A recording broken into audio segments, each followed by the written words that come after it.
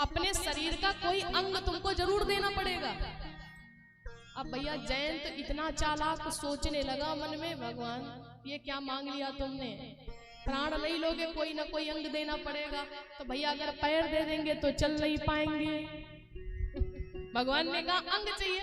अब सोचने लगा अगर पैर दे देंगे तो चल नहीं पाएंगे और पंख दे देंगे तो उड़ नहीं पाएंगे। तो जयंत सोचने लगा एक काम करते, आंखें दो है ना, लाओ एक आंख दे भी देंगे तब भी काम चल जाएगा। एक आंख हो और एक ना हो तब भी अगर दिखाई पड़ता तो बोलो काम चलेगा कि नहीं चलेगा। भगवान ने कहा ये कितना चालाक है।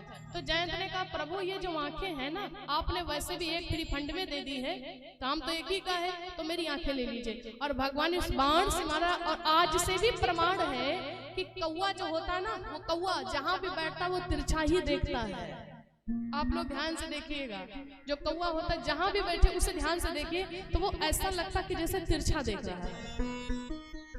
तो भगवान ने जयंत के इस प्रकार से रक्षा की, उसके प्राणों को नहीं लिया। एक कहावत है ना, कहते पक्षियों में कौवा और आदमियों में नौवा, ये दोनों लोग भैया बड़े चालाक होते हैं और जिसको भी चाह जाए तो चौपट कर देंगे। कौवा बहुत चालाक होता है। एक बार जो कौवा है, एक बार कौवा की जो मम्मी थी ना, कौवा को एक शिक्षा दे रही थी। वो शिक्षा क्या दे रही थी? कौवा से कहने लगे बेटा जब किसी को तुम झुकते देखना, जब तुम किसी को झुकते देखना ना तो तुम तुरंत उड़ जाना और समझ लेना ये व्यक्ति तुमको मारने के लिए कुछ उठाने जा रहा है, तभी तो झुक रहा है। तुरंत उड़ जाना नहीं तुमको मार देगा।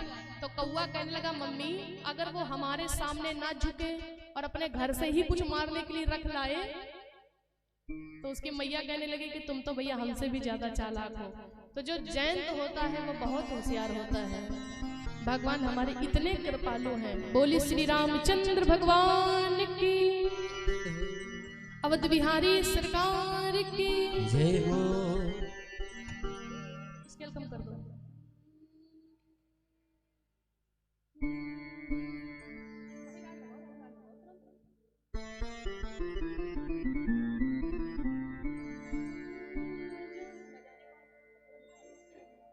बोली श्री रामचंद्र भगवान की। स्केल कम कर दो।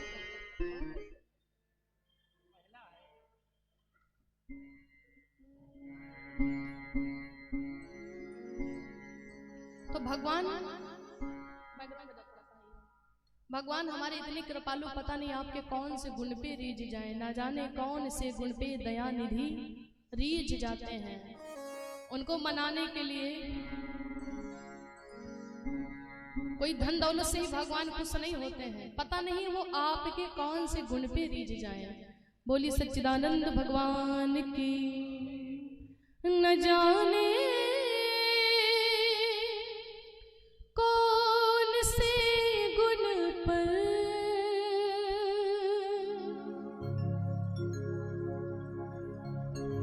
न जाने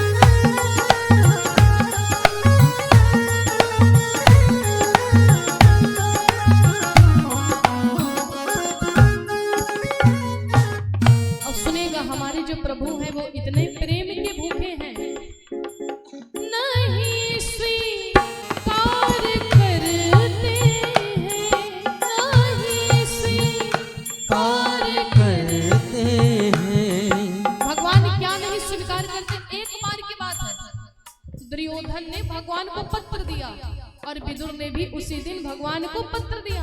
दोनों लोगों ने भगवान को पत्र दिया भोजन पे बुलाने के लिए, और दुर्योधन ने भगवान के भोजन के लिए 56 प्रकार के भोग पदार्थ तैयार करवा दिए। और विदुर के पास में कुछ भी नहीं था। दुर्योधन के पास 56 प्रकार का भोग तो था, लेकिन प्रेम नहीं था। लेकिन विदुर जी के यहाँ प्रेम था, भोग तो नहीं था, लेकिन प्रेम था। और भगवान को पसंद क्या है? प्रेम पसंद है। तो भगवान क्या स्वीकार करते हैं? नहीं स्वीकार करते हैं, नहीं स्वीकार करते हैं।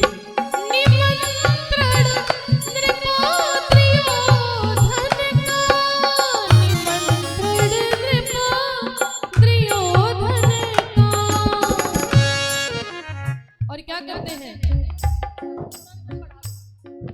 विदुर के घर पहुँच कर भोग, विदुर के घर पहुँच कर भोग को लगाते हैं।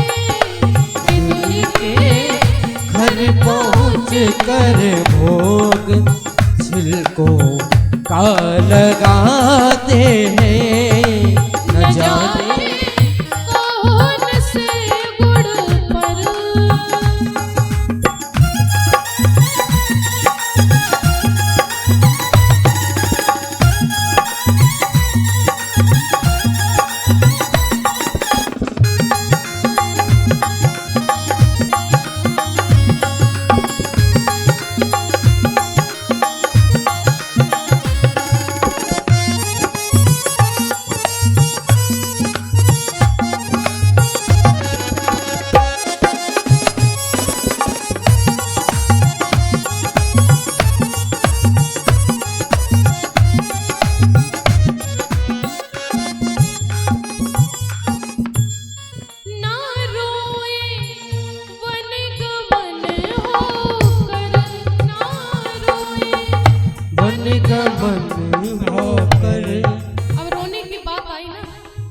भगवान वन जाने में नहीं रोते हैं। ये नहीं रोते कि हमको वन में जाना पड़ेगा, ना पिताजी के बच्चों पे रोए। भगवान कब रोते हैं? जब रावण माता जानकी को हरण करके लेकर के जा रहा था, तो बीच में एक पक्षी जिसका नाम था गीधराज जटायु, और गीधराज जटायु ने माता जानकी को बचाने के लिए रावण से युद्ध किया। हाँ तो पक्षी, लेकिन फिर भी माता जानकी को बचाने के लिए गीधराज जटायु ने रावण से युद्ध किया, और रावण ने तलवार मार दिया तो गीधराज जटायु के पंख कट गए। और जब पंख कट गए तो अधमरा गीधराज जटायु राम राम राम कर रहा था। और जब राम जी गीधराज जटायु के पास में गए ना, तो उसकी व्यथा को देख करके भगवान रोने लगे। और क्यों रोते हैं? तुम धन्य हो, तुम धन्य हो जो दूसरे के जान के बचाने के लिए तुमने अपने जान खुद संकट में छोड़ लिए। ना रोए वन गमन होकर, ना रोए वन गमन होकर, पिता की वेदना वो पर,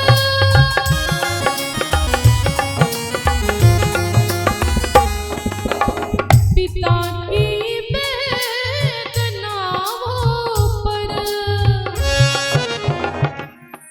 उठाकर गीध को निज गोद, उठाकर गीध को निज गोद, आंसू वो बहाते हैं। उठाकर गीध को निज गोद में आंसू वो बहाते हैं। न जाने यही हर भक्त कहते हैं, यही हर, यही हर ग्रंथ गाते हैं। न जाने कौन से गुड़ पर दयानिधि रीझ जाते हैं, दयानिधि रीझ जाते हैं, दयानिधि। बोली श्री राम। रामचंद्र भगवान की।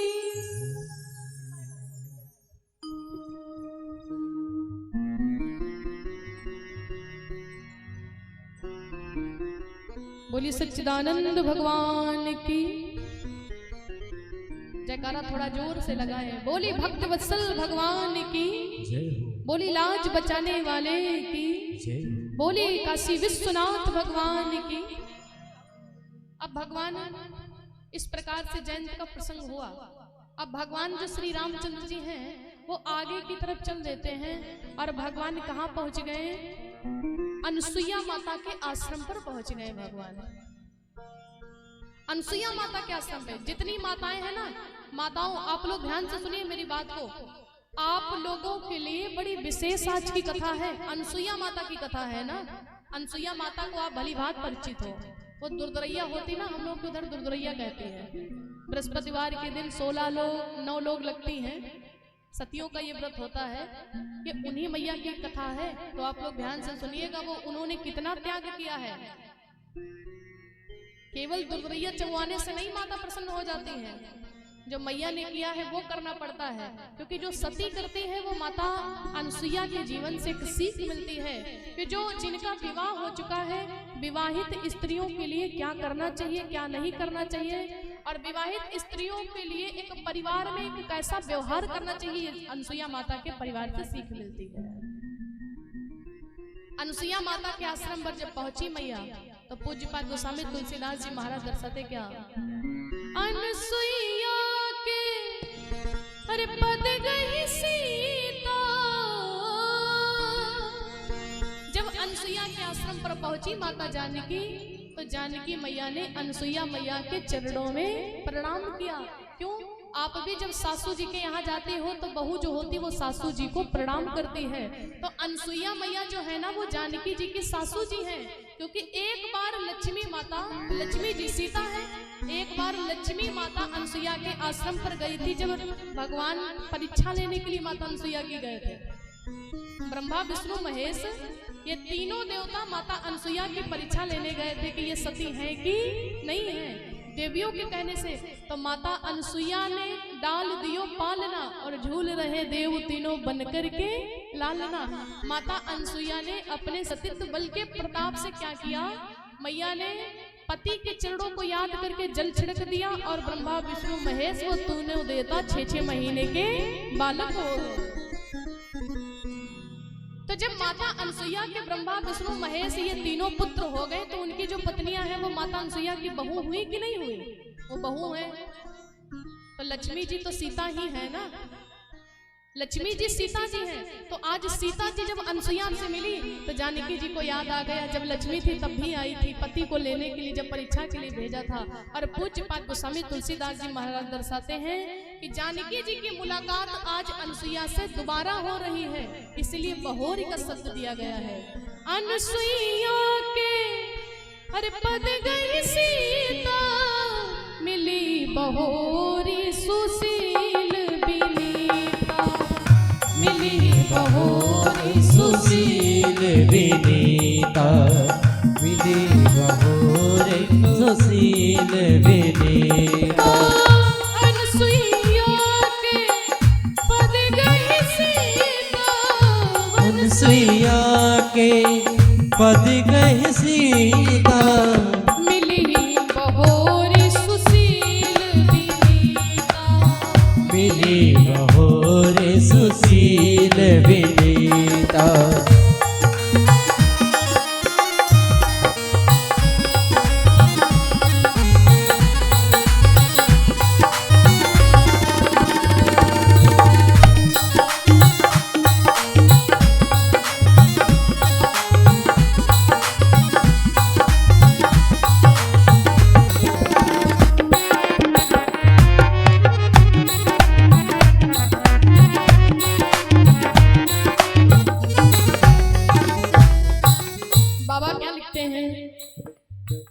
मिली बहोरी सुशील विनीता, अनसुईया के पद गई सीता।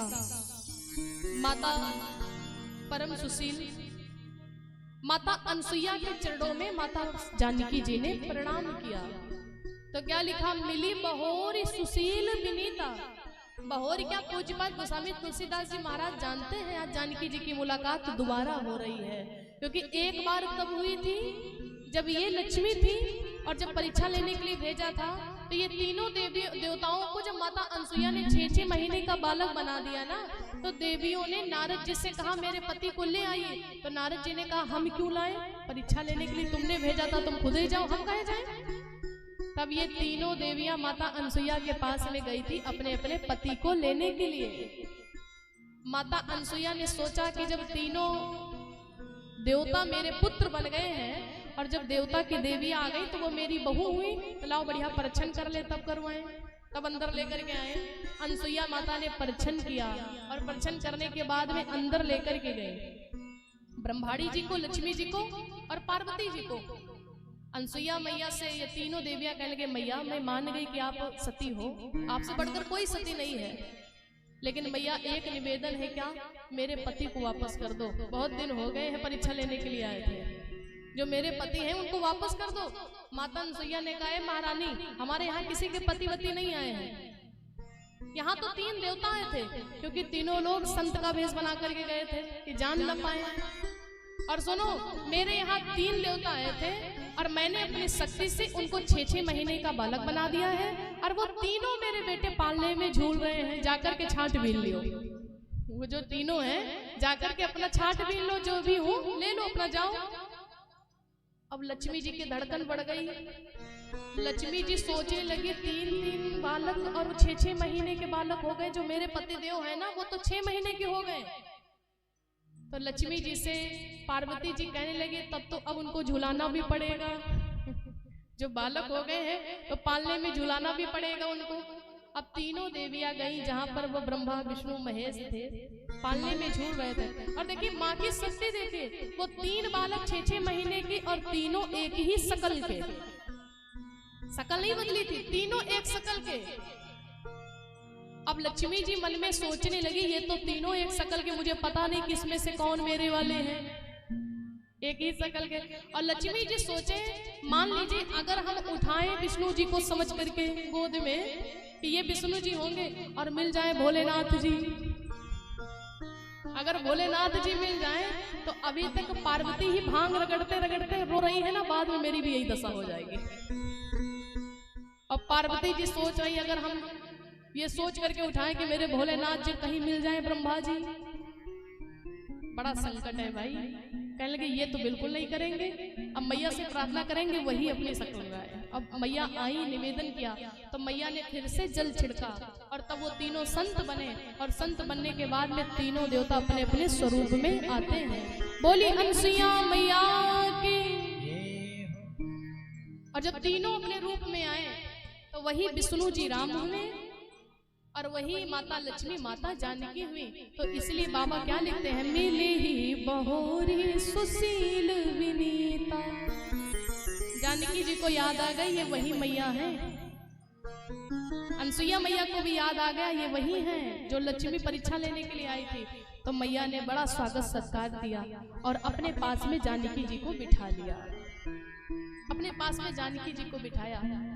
और माता अनसुईया दिव्य वसन भूषण पहनाए, मैया दिव्य आभूषणों को लेकर के आई, वस्त्रों को लेकर के आई, जानकी जी को पहनाती हैं। और मैया के दिए हुए जो आभूषण और जो वस्त्र हैं वो कभी भी पुराने नहीं पड़ेंगे। ये अनसुईया माता के चरणों का प्रताप है कि जो अनसुईया मैया ने जानकी जी को जो साड़ी दिया है, जो वस्त्र दिया है, जो आभूषण दिए हैं, वो नित्य नवीन रहेंगे, वो कभी भी पुराने नहीं पड़ेंगे। जानकी जी का श्रृंगार किया माता अनसुईया ने। तो जानकी मैया जब बैठी अनसुईया माँ के पास में, तो जानते हो अनसुईया मैया ने कहा, बेटी तुम वन में जा रही हो, तुम 14 वर्षों के लिए वन में जा रही हो। मैं तुमको कुछ बातें बताती हूँ जो जाकर के तुमको यही करना है, जो मैं तुमको बताऊंगी तुम उसी हिसाब से चलना। क्योंकि बेटी तुम जानती हो एक नारी के जीवन में सबसे बड़ा क्या होता है, नारी धर्म व्रती अरे देव न दूजा, करही निरंतर पति पद पूजा, करही निरंतर पति पद पूजा, पद पूजा। एक ये धर्म एक व्रत नेमा, एक ही धर्म एक व्रत नेमा, काय वचन मन पति पद प्रेमा, काय वचन पति पद प्रेमा, काय वचन पति पद प्रेमा। और बेटी जानती हो ये संसार है, संसार में कोई कितना भी अच्छा काम करे सबको कोई अच्छा नहीं कहता है। और तुम भी जब जाओगे ना, ये कोई जरूरी बात नहीं कि सब लोग तुमको अच्छा ही कहें। कुछ लोग तो कहेंगे जानकी जी पति के साथ में चली गई, और अभी तो बहुत कुछ होना है। तुम कितना भी अच्छा काम करो सबके मन का नहीं हो सकता है। और सुनो जानकी, दुनिया में 4 प्रकार की नारी होती है। कितने प्रकार की? 4 प्रकार की नारी होती है। ओ जगपति व्रता चारि विध आही, जगपति व्रता चारि विध आही, वेद पुराण संतो सब कहाई, वेद पुराण संत सब गाई, वेद पुराण संत सब गाई।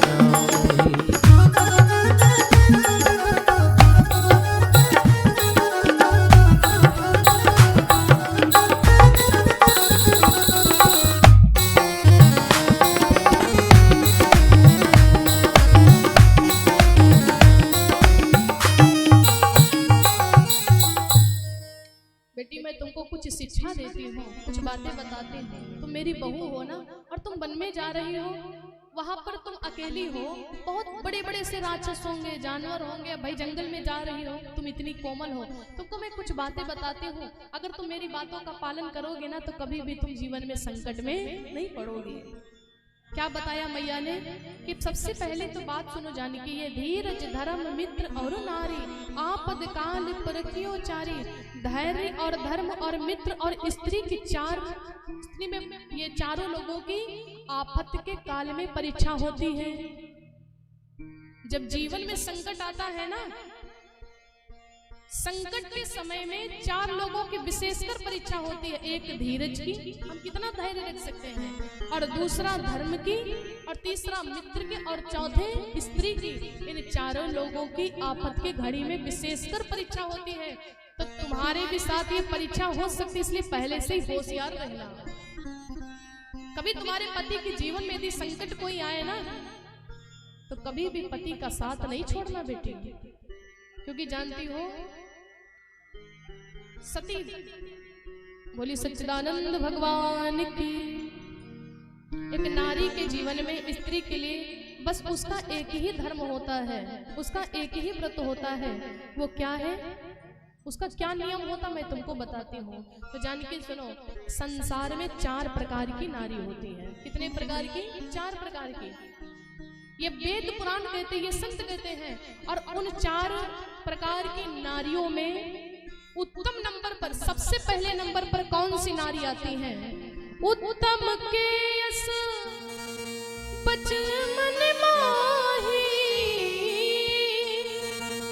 उत्तम के यस बस मन माही, सपने हो आन पुरुष को नाही, सपने हो आन पुरुष जग नाही, सपने आने पुरुष जग नाही, जग नाही। बेटी संसार में 4 प्रकार की नारियां होती हैं। उत्तम नंबर पर वो नारी आती है, उत्तम के असबस मन माही, सपने हो आन पुरुष जग नाही। पहले नंबर पर वो नारी आती है जो अपने पति को छोड़ करके अन्य पुरुष को सपने में भी नहीं सोचती है। वो पहले नंबर पर नारी आती है। कौन सी नारी? जो अपने पति को छोड़ करके दूसरे के पति के बारे में सपने में भी नहीं सोचती हैं, वो पहले नंबर पर नारी आती है। और दूसरे नंबर पर मध्यम पर पति देखत कई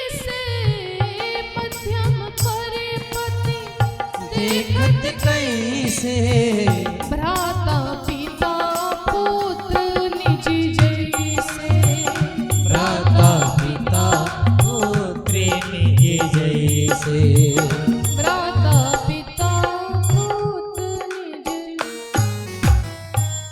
मध्यम पर पति देखत कैसे, भ्राता पिता पुत्र निज जैसे। दूसरे नंबर पर वो नारी आती है मध्यम श्रेणी में, पतिव्रता पराये। पति को कैसे देखते, जैसे अपने पति को छोड़ करके। दूसरे नंबर वाली स्त्री कौन होती है? अपने पति को छोड़ करके अन्य जितने पुरुष होते हैं उनको अपना भ्राता समझती हैं। भ्राता माने भाई, भ्राता पिता पुत्र निजी जैसे। जो अन्य पुरुषों को अपना पिता समझती हैं, अपना भाई समझती हैं, अपना पिता समझती हैं, अपना पुत्र समझती हैं, वो दूसरे नंबर पर स्त्री आती है। धर्म विचार समझ कुल रहाई, सोन किष्ट त्रिय सुती अस कहाई। जो धर्म को विचार करके अपने कुल की मर्यादा को समझ करके बची रहती हैं निकृष्ट। कुछ नारियां ऐसी भी होती हैं संसार में जो पति से प्रेम तो करते हैं लेकिन दिखावटी प्रेम करते हैं। ये तीसरे नंबर वाली स्त्री है। और ऐसी दुनिया में बहुत नारी होती हैं कि पति से प्रेम तो करेंगे लेकिन दिखावटी प्रेम, बच्चों से प्रेम तो करेंगे लेकिन दिखावटी प्रेम। अच्छा, एक बात ये भी बता दे तुमको, सती किसे कहते हैं? केवल पति की सेवा करने से ही देवी सती नहीं होती है। अनसुईया मैया ये भी कहती हैं केवल पति की सेवा करने से ही देवी सती नहीं होती हैं, और पति के साथ में सास ससुर की भी वो सेवा करें। कैसे सेवा करें? जिस प्रकार से बाबा भोलेनाथ और माता पार्वती की जोड़ी है ना, बोली सच्चिदानंद भगवान की। सभी कथा से मन ना हटाए, अपना ध्यान लगा करके सुने।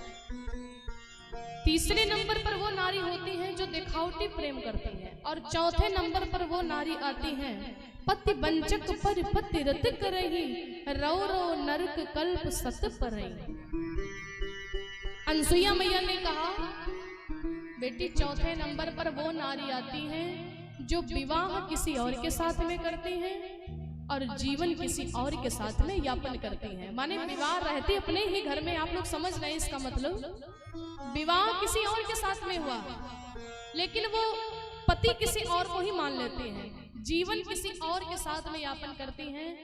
वो सबसे दुष्ट नारी श्रेणी में आती है। वो चौथे नंबर पर नारी आती है। बच्चों का ध्यान नहीं रखती हैं। और जानती हो सीता, वो नारी जो चौथे नंबर वाली है, विवाह किसी और के साथ में, जीवन यापन किसी और के साथ में करती हैं। अगले जन्म में जब उनका जन्म होता है ना, उनका विवाह होता है, और विवाह होने के बाद में वो युवा अवस्था में ही विधवा हो जाती है।